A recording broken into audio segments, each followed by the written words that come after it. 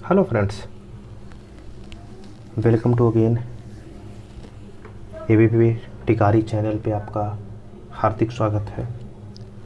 मैं गौरव सर। अभी कुछ देर पहले हम लोग फेसबुक पे लाइव थे, but due to some technical glitch पता नहीं क्या हुआ कि वीडियो एंडेड हो गया। तो मैं सोचा कि आपका समय व्यर्थ ना जाए, तो मैं इसे रिकॉर्डेड करके आपकी एबीपी टिकारी एफबी के चैनल पे पोस्ट करवा दे रहा हूँ। और आइए, जहाँ तक हम लोग पढ़ चुके थे उसके आगे की बातें कंटिन्यू करते हैं, क्योंकि आने का एक ही मकसद होना चाहिए कि कुछ न कुछ सीख कर जाना हो। ठीक है, तो चलिए हम लोग बिना समय गंवाए अपने चीज़ों को आगे बढ़ाते हैं। एक मैं बता रहा था आपसे कि देखो, होता क्या है कि अगर बढ़ने वाला वैल्यू हमेशा लेफ्ट हैंड साइड रहेगा और घटने वाला वैल्यू हमेशा राइट हैंड साइड रहेगा। मान लो कि 25% का वृद्धि, हम बोले कि प्रतिशत को हमेशा फ्रैक्शन में लिख लेना, यानी कि 1/4 का वृद्धि। ये घटेगा तो क्या होगा भाई साहब, ये घटेगा तो कितना घटेगा, ये देखो डिनोमिनेटर में से न्यूमरेटर को घटा देना, न्यूमरेटर अंश दोनों जगह सेम ही रखना और इसको बड़ा करना है। अगर घटा रहे हो तो क्या होगा कि हर जो है बड़ा होगा, तो जब बड़ा होगा हर, तो इसमें इसको जोड़ के लिख देंगे। और जब घटने से बढ़ने की ओर आएंगे तो बढ़ेगा कब, जब न्यूमरेटर छोटा होगा। ठीक है, सॉरी, डिनोमिनेटर छोटा होगा, तो डिनोमिनेटर में क्या करेंगे, घटा कर लिखेंगे। अभी देखो, इसको हर को बढ़ाना है तो कितना, 1/4 बढ़ गया तो घटाना कितना होगा, 1/5। ये 5 कहाँ से आया, x प्लस वाई, और x प्लस वाई कुछ भी नहीं है, ये x है और ये y है, तो और ये x प्लस वाई है, तो ये कुछ भी नहीं है, ये 1 और 4 प्लस करके 5 लिखा हुआ है और 100 दोनों जगह सेम ही था।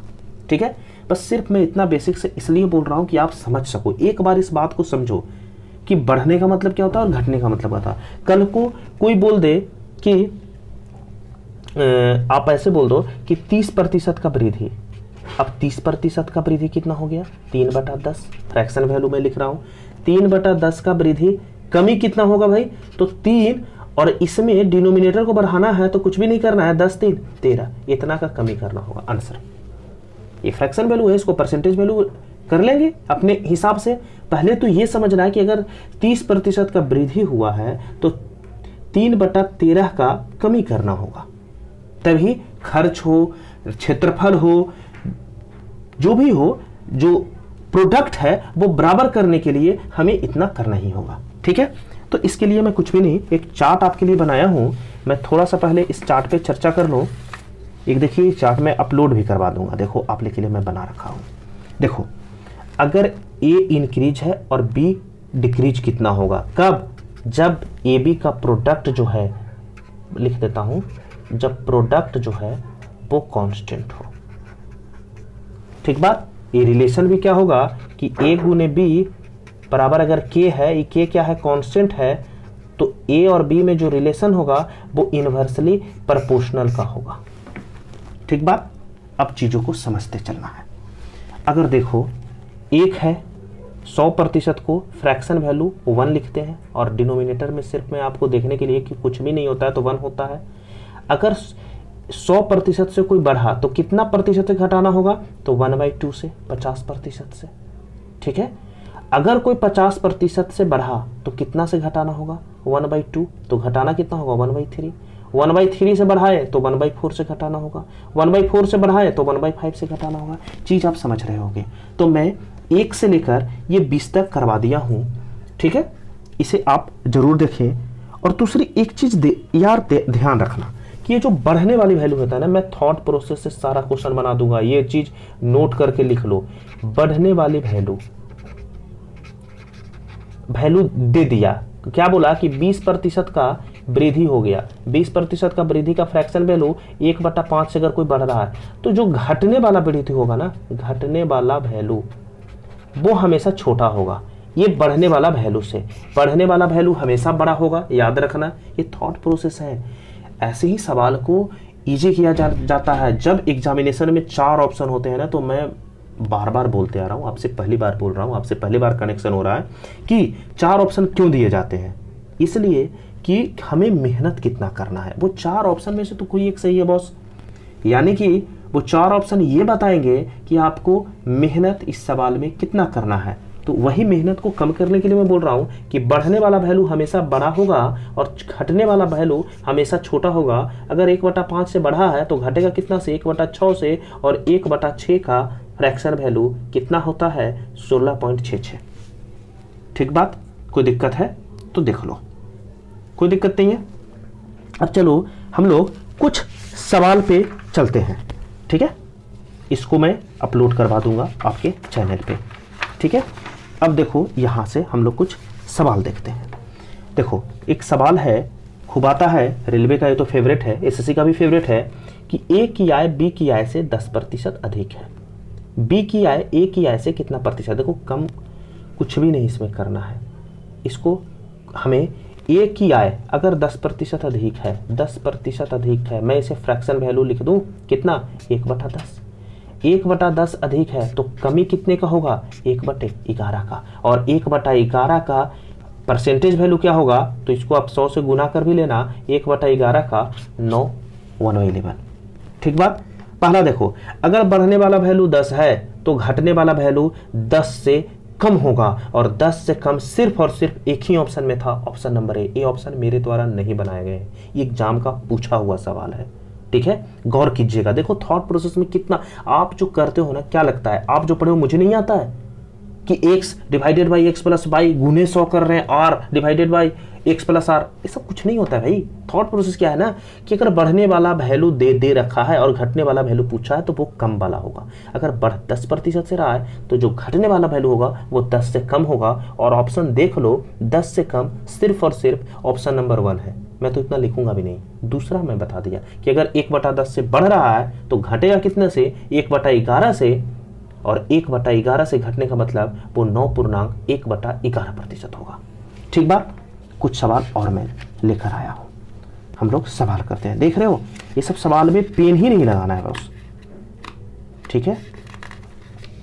चलो बहुत बेहतरीन सवाल है, बहुत सारे टॉपिक में। चलो यहां आप बनाओगे, एक्स की आय वाई की आय से 20% अधिक है। अगर 20% अधिक का है मतलब क्या है बॉस, 1/5 अधिक है।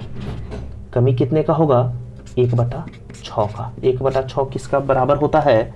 अब देखो बढ़ने वाला वैल्यू 20% है तो घटने वाला 20 से कम होगा। 20 से कम का मतलब ये वाला वैल्यू और ये ऑप्शन कट गए, ठीक है। ऑप्शन बी और ऑप्शन डी हो गया, ये तो देखते ही कर देना था, ठीक है। और आपको क्या होता है कि 1/6 किसका होता है, 16.66, और 16.66 का मतलब 16.2/3% आंसर, ठीक है। एकदम तेजी से अब करते हैं हम लोग, चलेंगे आगे। देखो चीनी का मूल्य में 20% का वृद्धि। देखो वही सवाल को कितने बार बदल के आता है। अब भाई चीनी की जगह तुम डालडा दे दो, कुछ भी दे दो, आयत का लंबाई दे दो, क्या फर्क पड़ता है, ठीक है। चीनी के मूल्य में 20% का वृद्धि। देखो अगर वृद्धि वाला 20% है तो घटने वाला 20 से कम होगा। 20 से कम 3 ऑप्शन है यहां पर, देख लो। ये तो नहीं हो सकता है, ए पॉसिबल है, कोई बात नहीं। अगर 20% का वृद्धि हुआ है, अगर 1/5 का वृद्धि हुआ है तो घटने वाला वैल्यू 1/6 होगा, और 1/6 का वैल्यू 16.2/3 होता है। बस इतना ही करना था इस सवाल को। अब एक और यहां से हम लोग देखते हैं, इसको आराम से देखिएगा, बहुत बेहतरीन सवाल है। चीनी के भाव में मैं जमकर प्रैक्टिस करवाऊंगा, आपका सारा प्रीवियस ईयर में टच करूंगा। इवन RS अग्रवाल हो, कोई भी बुक आप लेकर आ जाना यार, एक बार पढ़ तो लो, बस परसेंटेज एक बार पढ़ लो। परसेंटेज का कोई भी बनाना, एक भी सवाल नहीं छूटेगा आपसे, ये मेरा प्रॉमिस है। चीनी के भाव में 20% की कमी हुई, ठीक है। अब एक व्यक्ति 160 रुपये में 8 kg अधिक चीनी खरीदता है। चीनी का प्रति केजी प्रारंभिक भाव क्या था। एक बात बताओ यार, अगर 20% का कमी हुआ है, 20 कमी हम लेफ्ट हैंड साइड लिखते हैं, 20% का कमी का मतलब क्या हुआ, 1/5 का कमी। तो बढ़ने वाला वैल्यू कितना होगा, ये हो गया x/x + y, और यहां लिखते हैं हम x/y। तो बढ़ने वाला वैल्यू कितना होगा, 1/4। कोई दिक्कत है तो बोल दो। 1/4 कितना होता है? 25% का। ठीक है, 1/4 20% का अगर कमी हुआ तो 1/4 ज्यादा वो खरीदता है, और 1/4 जो है वो किसके ज्यादा खरीदने के बराबर है? 8 kg के बराबर। तो 1 बराबर 32, माने पहले वो 32 kg खरीदता था, कितने में? 160 रुपये में। तो प्रति केजी दाम कितना था? तो 160 डिवाइडेड बाई 32, यानी कि 5 रुपये प्रति केजी पहले दाम था। आंसर। कैन यू इमेजिन कि इतना लिखना भी पड़ता। अब मैं बनाता तो कैसे बनाता, देख लो। 20% का कमी, 20% का कमी का मतलब 25% का वृद्धि, 25% का मतलब 1/4, 1/4 अधिक उसका वैल्यू 8 दे रखा है, एक का वैल्यू 32 दे रखा है। पहले 32 किलो चीनी खरीदता था 160 रुपये में, पहले का ही भाव पूछा है, तो एक किलो का भाव क्या होगा? 160 को 32 से डिवाइड कर देंगे, 5 रुपये प्रति केजी। आंसर। बस जो भी समय लगा बोलने में। ठीक बात। चलो एक और सवाल हम लोग लिखते हैं। एक सवाल आया लाभ एनालिसिस से, मैं सिर्फ दिखा रहा हूं अभी मैं कुछ, बस एक होता ना वानगी दिखाना कि कहाँ कहाँ हम इसका यूजेस कर सकते हैं। एक है, देखो सवाल बड़ा आराम से पढ़ना। एक व्यापारी क्रय मूल्य पर लाभ प्रतिशत ज्ञात करता है, ठीक बात, और दूसरा विक्रय मूल्य पर। होता है कि एक क्रय मूल्य पर लाभ कर लिया और दूसरा विक्रय मूल्य पर। जब उनका विक्रय मूल्य समान है और उनके वास्तविक लाभ का अंतर 85 रुपया है और दोनों का 20% लाभ होता है, तो विक्रय मूल्य बताओ। अच्छा, दोनों को 20% का लाभ होता है तो विक्रय मूल्य बताओ। देखो कुछ भी नहीं है, क्रय मूल्य पे लाभ जो है वो ज्यादा दिखता है और विक्रय मूल्य पर लाभ क्या होता है? वो कम दिखता है। ठीक बात। अब देखो, अगर हम दोनों को विक्रय मूल्य पर करें तो ये जो क्रय मूल्य का 20% का लाभ है, ये जो ज्यादा दिख रहा है, विक्रय मूल्य पर कम दिखेगा, वो 20% ज्यादा है और 20% का बढ़ा हुआ मान है, तो उसका घटा हुआ मान 1/6 होगा। 1/6 का मतलब 16.66 होगा, यानी कि एक का विक्रय मूल्य जो लाभ है विक्रय मूल्य पर दोनों का, वो एक का 16.66 है और दूसरा का 20% है। दोनों का अंतर 3.33 है और 3.33 को हम 1/30 लिखते हैं, और 1/30 का मान अगर 85 है तो एक का मान 2550 रुपया होगा। आंसर। बस इतना ही करना था। नहीं समझे कोई बात नहीं, घबराना नहीं है। एक एक बात मैं फिर से लिख कर बताता हूँ। मुझे पता है कि आप लोग थोड़े से चौकन्ने हो गए होंगे कि ऐसा क्या किया इन्होंने।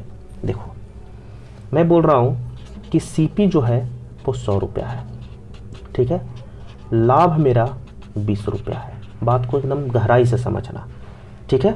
एसपी कितना हो जाएगा? 120 रुपया। प्रॉफिट परसेंट कितना होगा? कितना? 20%, ठीक है। अब यहाँ से देखो, यहाँ भी सीपी 100 रुपया है, लाभ कितना? 20 रुपया हो गया, एसपी कितना? 120 रुपया हो गया।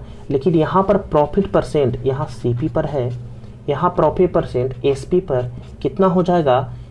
क्योंकि बेस इस बार एसपी हो जाएगा, तो 20/120 का मतलब 1/6, इसका 16.66। बात समझ में आया? वही बात बोल रहा है कि दोनों का लाभ 20% का होता है। एक तो अगर विक्रय मूल्य पर दोनों का लाभ करना है तो एक तो 20% विक्रय मूल्य पर है, ठीक है, और सीपी वाला का अगर 20% विक्रय मूल्य पर है। देखो एक चीज और, ऐसा क्या हुआ, बात समझो कि सीपी पर सेम चीज को बेचने पर प्रॉफिट 20% दिख रहा है और सेम चीज को एसपी पे बेचने पर प्रॉफिट 16.66 दिखा। इसीलिए हम कह सकते हैं कि आपका प्रॉफिट जो है हमेशा सीपी पे होता है। क्यों? क्योंकि जानते हो, पता है, लाभ जो है ना, हम लोगों को बढ़ाकर बोलने का आदत है, ठीक है। मान लो कि आप जब टर्नओवर करोगे, कोई डेटा बताओगे कि भाई साहब हम एक साल में 20% का प्रॉफिट दे रहे हैं और इन्होंने अगर 16.66% का प्रॉफिट बताया, आप बताओ सोचकर कि किसमें तुम इन्वेस्ट करना पसंद करोगे, ठीक है। तो हम लोग प्रॉफिट को ना हमेशा बढ़ाकर दिखाते हैं, ज़्यादा वाला पसंद करते हैं कि जितना ज़्यादा प्रॉफिट आए, इसीलिए हम लोग प्रॉफिट परसेंट हमेशा सीपी पे काउंट करते हैं, ठीक बात।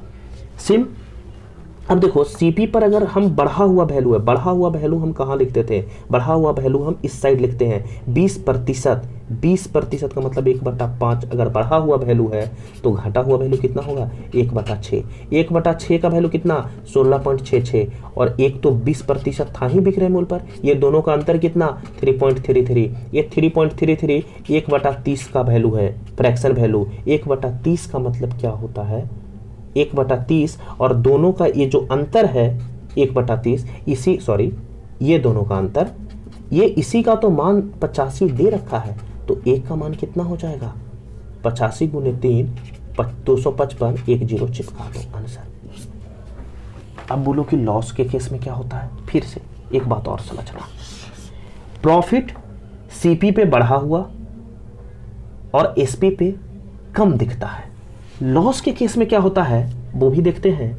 सीपी मान लो, यहां पर हम लोग सीपी मान लेते हैं 100 रुपया, ठीक है, मैं कलर थोड़ा सा चेंज कर लेता हूँ आपको ज़्यादा समझ में।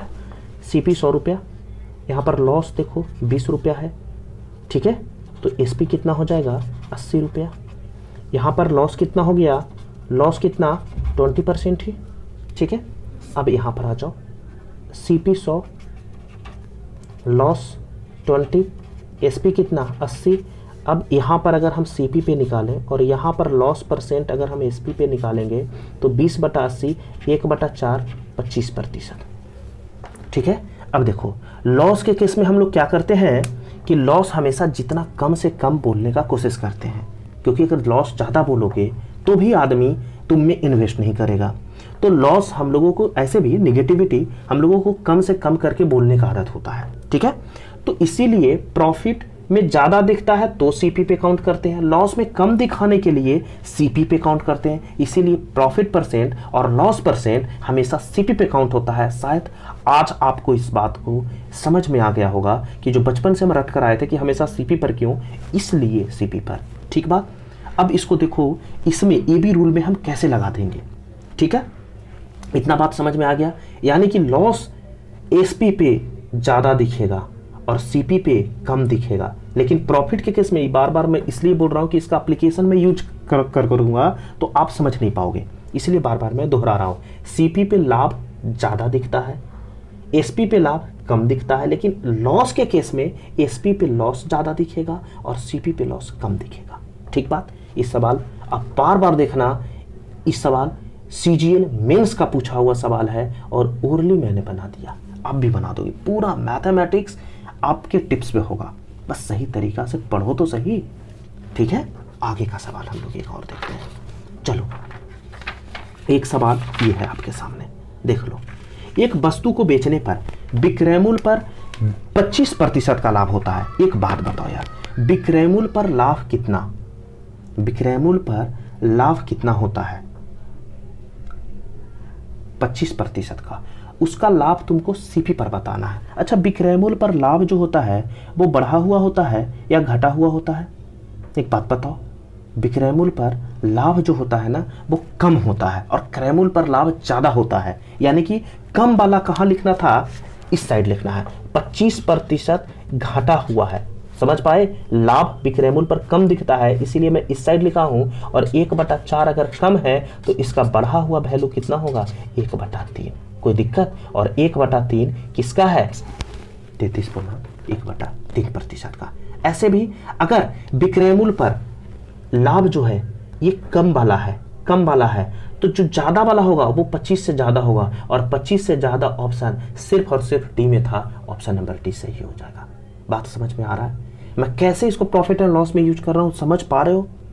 ऐसे ही यूज करना होता है, मैं तो इतना लिखा भी नहीं। अगर आपको थोड़ा सा भी इस चीज का ज्ञान है कि विक्रय मूल्य पर लाभ जो होता है वो कम होता है, तो भाई सीपी पर लाभ ज्यादा होगा और ज्यादा वाला वैल्यू ज्यादा दिखेगा, 25 से तो ज्यादा दिखेगा। अब 25 से ज्यादा ऑप्शन में सिर्फ और सिर्फ एक था, ये 2016 पीटी का पूछा हुआ सवाल है, सीजीएल का, ठीक है आंसर।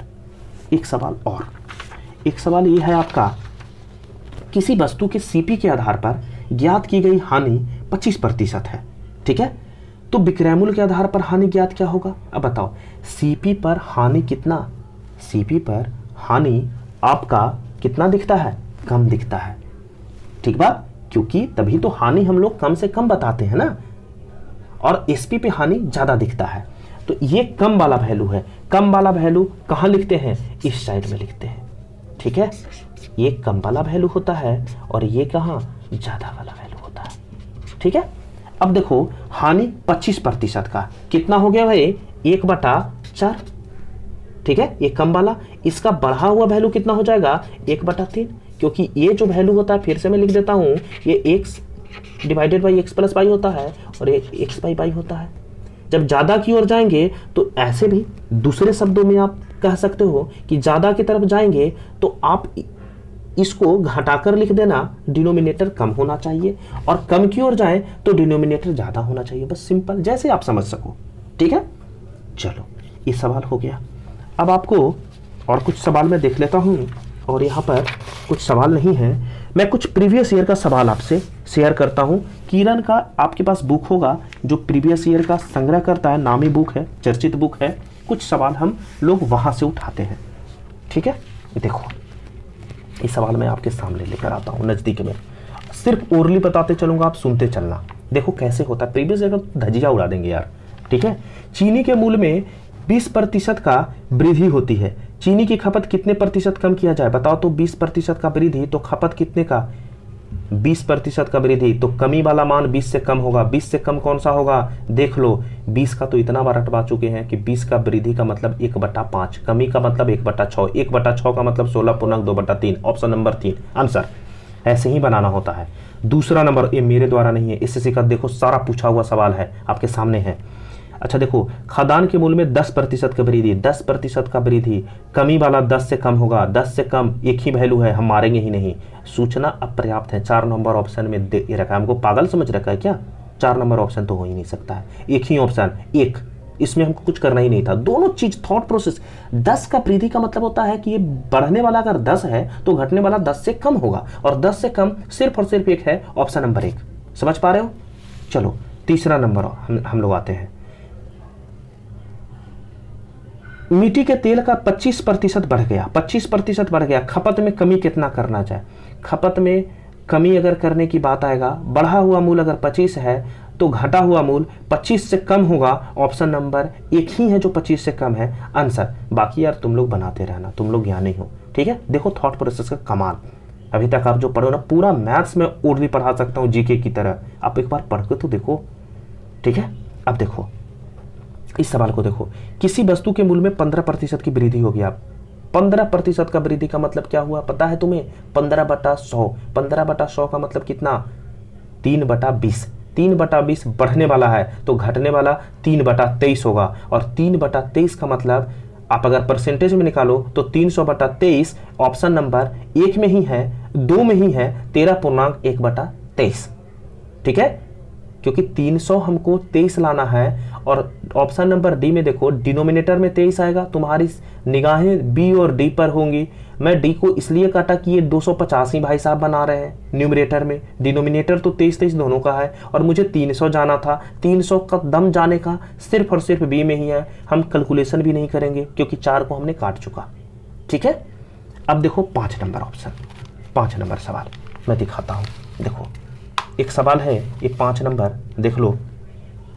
किसी उपभोक्ता वस्तु के मूल्य में 50% की वृद्धि हो जाए। 50% का वृद्धि का मतलब क्या होता है पता है, 1/2 का वृद्धि हो जाए। 1/2 का अगर वृद्धि हो जाए तो कमी कितना का करना होगा, 1/3 का, आंसर 5 का 2, ठीक है।